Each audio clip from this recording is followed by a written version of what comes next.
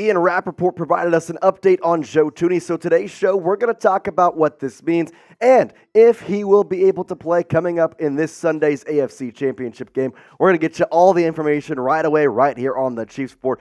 But I got a new challenge from the bosses. They told me today that we cannot have a watch party this Sunday for the AFC Championship game unless we get 50 subscribers on this video. Last week, it was 40. Y'all crushed that by getting 70. This week, they said, all right, can they do 50 for the second week in a row? I said, of course. So here's what you're going to do. Go down there and hit that subscribe button because I want to have a watch party, but it's all on you. Don't be the guy that allows us to not have a watch party. Go down there, hit that subscribe button. We're providing you Chiefs content all postseason long.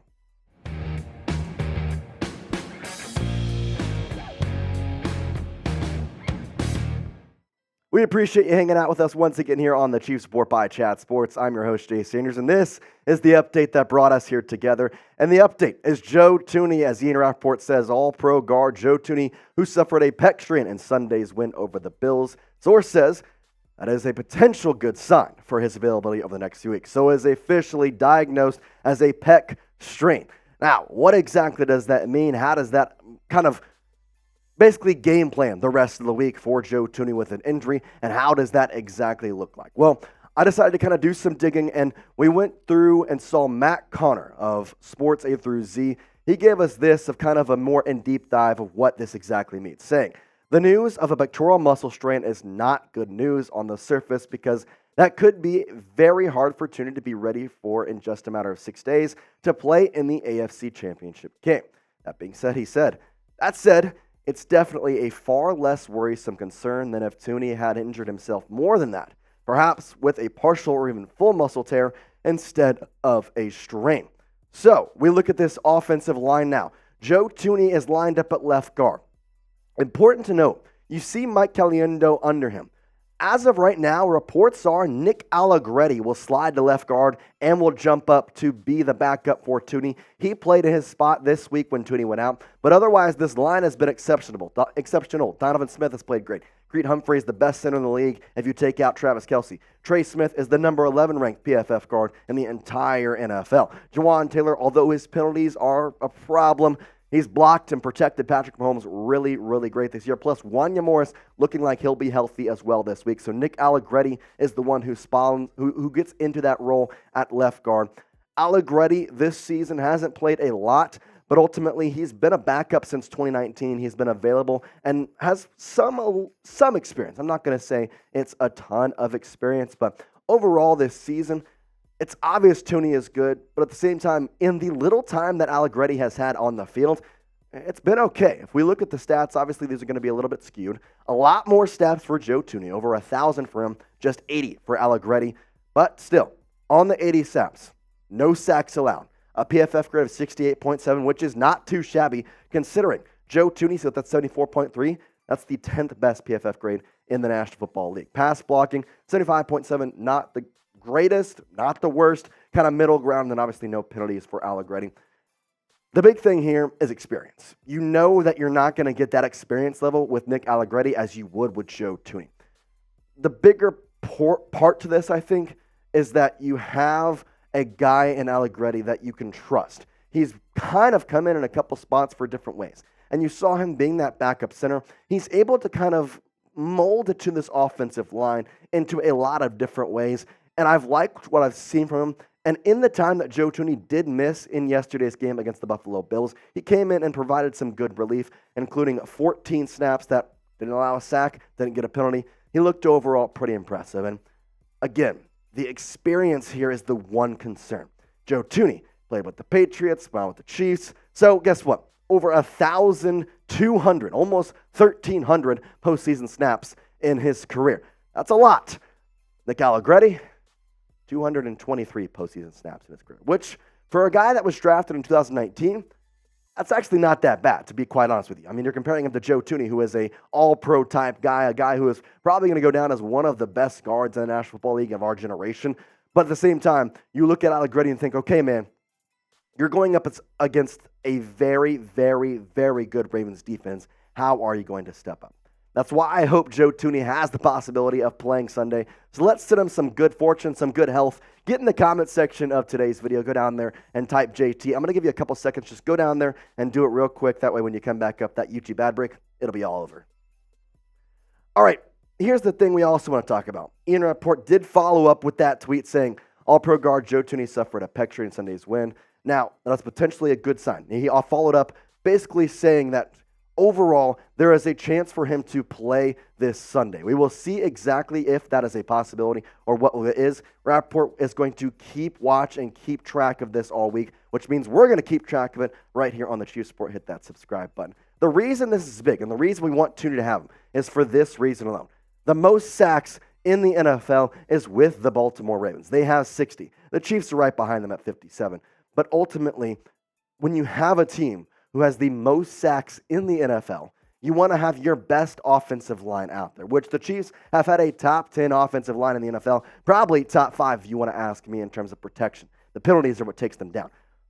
Protection is just going to be so huge in this game. Patrick Mahomes has already done a lot for this team. He's brought a receiving core with one of the worst drop percentages in the NFL in the past 10 years. In fact, the next closest thing was the 0-16 Browns. That's how bad this drops have been this year. He's really carried this team on his back in a lot of ways. You got to give him protection in a game that means so much against a Ravens team that is going to put pressure. And especially if Thuney is out, it's hard because you know Roquan Smith's going to blitz. You're going to blitz Patrick Queen. You may blitz Kyle Hamilton. There's going to be a lot of different blitz packages that you're going to see from Mike McDonald. There's a lot of things that I am getting a little bit more concerned about if Joe Thuney is not available.